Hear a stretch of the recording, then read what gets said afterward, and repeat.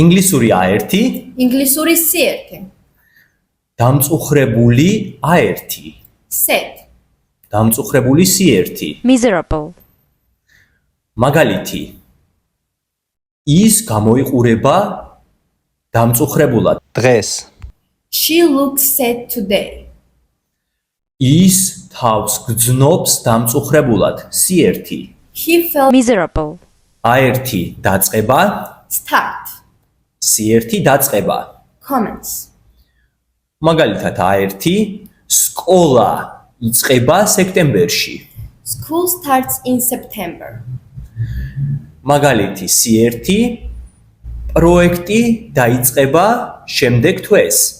the project will commence next month, A1 მნიშვნელოვანია, important, C1 მნიშვნელოვანია. crucial, A1 მაგალითი მნიშვნელოვანია სწორი გადაწყვეტილების მიღება.